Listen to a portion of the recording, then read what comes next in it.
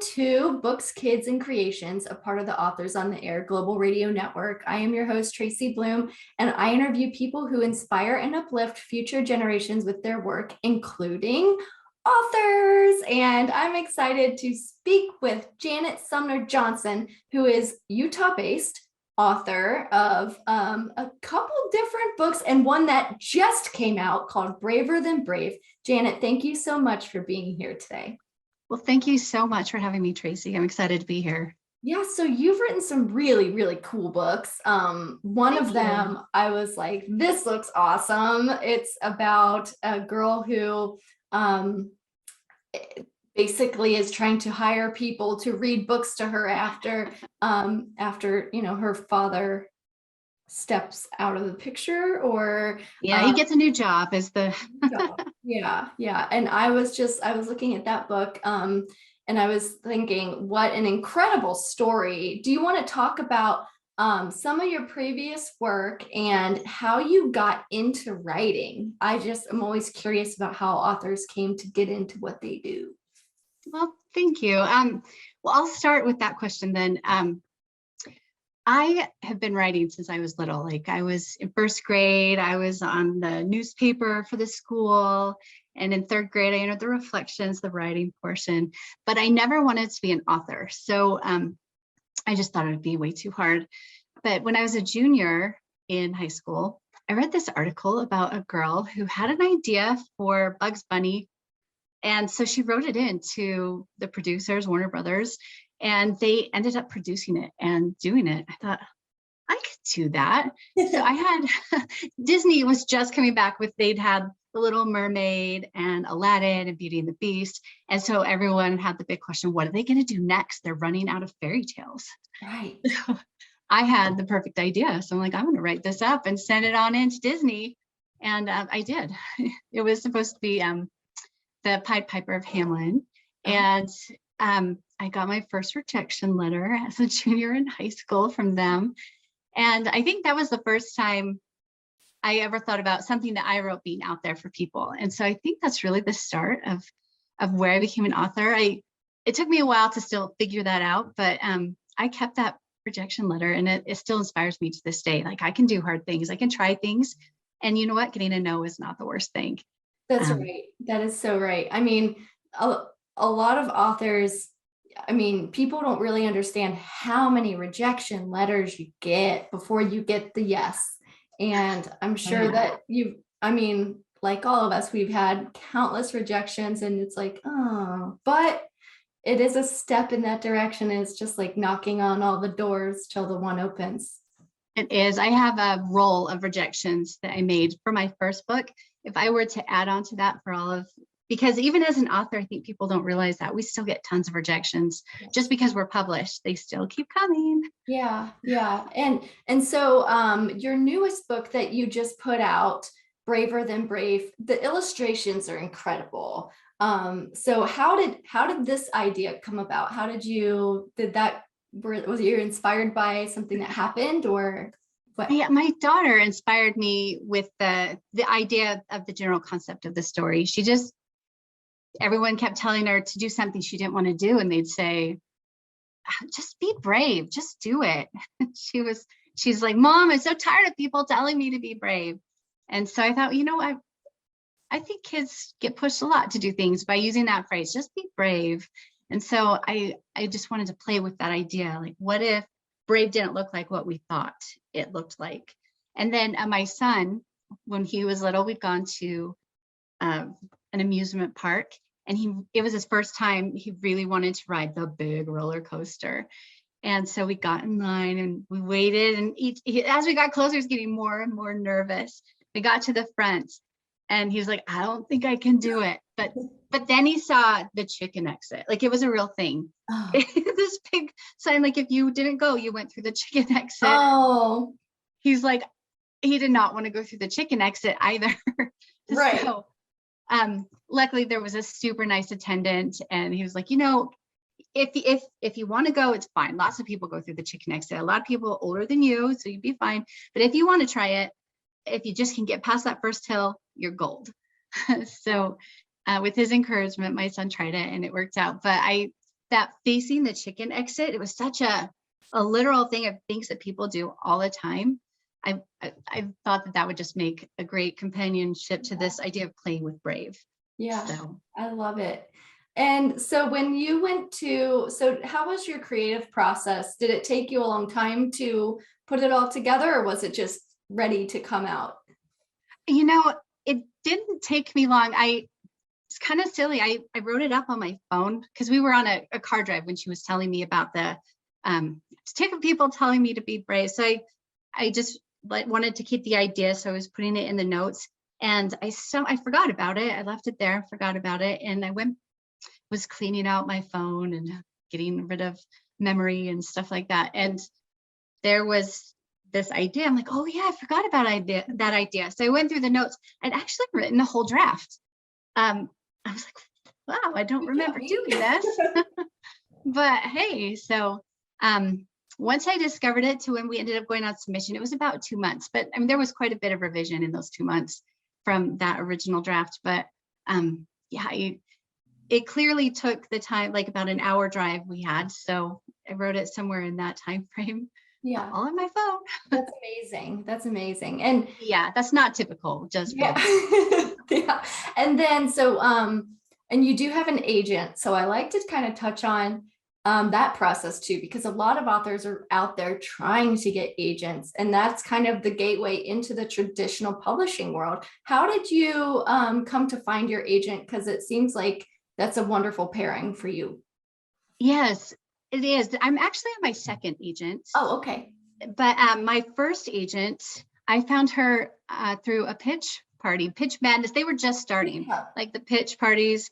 And so I think I had to like submit my first 5 pages and a pitch for it. And then agents could go on and read all the different pitches that were accepted. I mean, you had to get accepted into it at that time. And I was really lucky. I had some interest in that and got my first offer that way. With an agent I'd already queried who'd rejected me. So that was kind of fun. Yeah, that's just goes to show that you never give up, just because it was a no the first time for something else doesn't mean that this next one doesn't, Absolutely. And so much of it is timing and landing with them at the right time and what they're looking for. And just so much is luck and timing. You can't give up. You have to keep trying until it hits that right one. Yeah. My second agent came a little bit faster. When my first agent, she switched agencies and couldn't take everyone. So I was one of the casualties on that. Yeah. So I sent out a lot of queries, and was very fortunate to connect with my current agent. I did an R&R, revise and resubmit for her. And so I got to see how she worked and how quick she was to respond. I loved that. Oh, wow. So I ended up with a couple of offers, but I just enjoyed working with her so much. I'm so grateful. So that was about a 3-month time frame. The second time when I knew a little bit more what I was doing as an author. Yeah. And so then those books were published. Well, the recent one and the 2 before are all with the same publisher, correct? They are. Capstone is the one who's published my books. I've been really lucky to work with them. They're a wonderful publisher. They just are really great. And so then did you get input in the illustrations for your work, or I did in my contract. I got to give input. And so I know a few. So when they had the sketches at the sketch point, I never talked to the illustrator, but she would send it to the art director, who talked to my editor, who talked to me. And so she'd forward those on, and I got to look at them and say, oh, hey, I think that this needs to change, like these, comments. For the most part, they'd also send me the notes of the art director, so I could see where they were already leaning. And they were really good. I mean, mostly I could say, yes, I agree. Yes, yeah. I agree. Yeah. But there were a few things, like there was one, when you have not to give anything away, the gingerbread man in Help Wanted Must Love Books, and that scene, I made a comment about Shaylee. She was smiling big. I'm like, I don't think she'd be smiling in that scene. Right. So, and that changed. So some things changed. Some things I said, I really think it should be like this. And they'd be like, nope. Yeah. So, that's how it goes. Cool. I always like hearing about like how books can come to life like that, because it's so exciting to see the black and white sketches and then it all turned to color, and then there you have it in your hands. And It is. yeah. Do you It's, do author events and book readings and stuff with schools? And I do. I've done a lot of with because it came out, I think everything shut down like a week after my book came out or so, maybe 2 weeks. yeah, So I've done a lot of online visits and online. I've read it to a lot of students that way via virtual, Zoom meetings and Google Meet and whatnot. So I do a lot of that, and it's a lot of fun. Kids are the best. I mean, that's why I do what I do, because kids they inspire me. yeah. If you had to sum up, I guess, who you are as an author and what your content represents as a whole, do you have an idea as far as what that is? Like if someone looks at your work and goes, oh, that's Janet.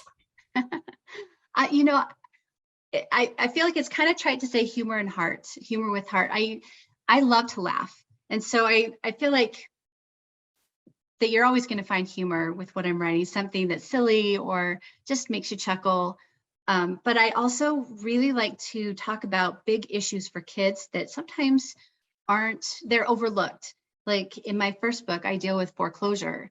When I was planning out the novel and planning out what I wanted to say, it was during the recession, and I had a friend who was going through that. She was going to lose her house, and I visited her, and her kids were there, and you could see it, the weight of that burden on their shoulders. And I'd never considered how these adult problems that we put in the realm of adulthood really affect kids. So Yeah. I think the other thing I would say beyond humor and heart is that kid empowerment. Like, you have so much more power than we often give you credit for, and so many capabilities. So I just love to remind kids of what they can do and what they can accomplish and the influence that they have. That's awesome. Yay. I love your books. I think they're so wonderful. And just like the newest one that you put out, I did see it is available. It just came out. Was it a couple weeks ago or Yeah, so August 1st. August So 1st? That's awesome. just barely. Yeah, I'm Yeah. excited. And then okay, so do you have a book tour or anything planned for it, or do you have big things in the works? I am actually working with another picture book author who's nearby, and we are hoping to visit some schools and do some signings. Because school hasn't started here yet, so we're kind of delayed. And her books come out, she's got 2 coming out in August, so fun, mid-August and the end of August. So we're looking towards like September, October. So we'll see. We're still working on setting all of that up. Yeah. But yeah, it should be a lot of fun. I'm really excited. It's just so much more fun to do visits with other authors and having that play. I've done that a couple of times before, and I think kids really enjoy it too. Yeah. Seeing, oh, authors know each other. That's so fun. They're Yeah. friends. Yeah. It's like a little community. It Yeah. is, and I feel like it makes authors more personable. Like, oh, they're friends, and I've got friends, and that's, just makes them more human and less up on a pedestal, which Right. I love. Yeah. Yeah. I could see you selling this book at theme parks. I know, right? Yeah. I want to take it to the original one, which Worlds of Fun was the original theme park where the chicken exit was in Kansas City. I'm like, you should sell this book. Yes. It's all of the roller coasters and everything. I'm really excited about Braver Than Brave, and hopefully it can have a big impact on kids who maybe are put down because they're not brave the same way that other people are. That it can encourage them, you know what, I don't have to be. I can be my own kind of brave. Right. Yeah. I love that. So, for future generations that are either looking to become an author or maybe don't have that bravery that you speak about, what advice do you have for future generations who are just kind of looking for some inspiration? The first thing I would say is believe in yourself. Like, you are stronger. Like, it's the Winnie the Pooh thing, right? You are stronger than you think, braver than you believe. And I forget the exact phrase, but kids, future generation, you can do so much more than you think you can. If you just put in the effort and put in that work and just try new things. Maybe some things won't stick, and that's okay. That's what life's about, exploring and discovering who you are. And it's hard to do that if you don't try new things and open yourself to doing and being and becoming. So, and then one other piece just for kids in general, and I think this, well, it could apply to adults too, is kindness is never misplaced. Like kindness opens a lot of doors. And I think that people don't realize that a lot of times. They think they have to power through things and there's, show my strength and all my quote unquote bravery that the world claims to be bravery. Sometimes the bravest thing you can do is to be kind to other people. And that really does open a lot of doors for you and doing a lot of things in your life. Yeah. What wonderful advice. That is so good. And I think it just sets a tone for so many people. I mean, it's just words that we need, and a good reminder to be kind, to, believe in yourself. And I love that you talk about kindness opening doors, because it is true. I mean, even from if you go and volunteer somewhere, it's happened countless times to me where I've gone and volunteered somewhere and then somehow an opportunity for something was presented to me there, or I found a good friend there or a connection I wouldn't have gotten. So it just goes to show that kindness can open all kinds of doors. Absolutely. And I love that you point out about the friendship. I mean, not all doors that open are going to be like monetary or propelling you in something, but friendship, that's a huge deal. Like finding those friends that you connect with make the world of difference throughout your life. I know I've got a lot of friends I've met through being an author that I don't live near them. I live miles and miles and miles away, but when I have an issue, a worry, a concern, I can just call them up and they make everything better. And I'm so grateful for them. So I love that you brought that up. Yeah, isn't that nice? I have a couple author friends that live miles and miles away, states away. And I got to meet one for the first time in person. And I was like, I so feel fun. like a family reunion. It was so neat to have that community and that friendship. And isn't it amazing? You meet them for the first time, right? But it doesn't feel like it. It's right. Just, like you said, family. I feel like I've known her my whole life. And I'm like, oh, I guess we are meeting in person for the first time. But yeah. Yep. Well, Janet, it has been so much fun having you here today. We will post links to your books and to your website so that people can go and check these books out. They're incredible. They're funny. They're empowering. The illustrations are beautiful. What a wonderful author. Check out Janet's work. And thank you so much for being here today. And thank you again for having me, Tracy. It's been fun to chat.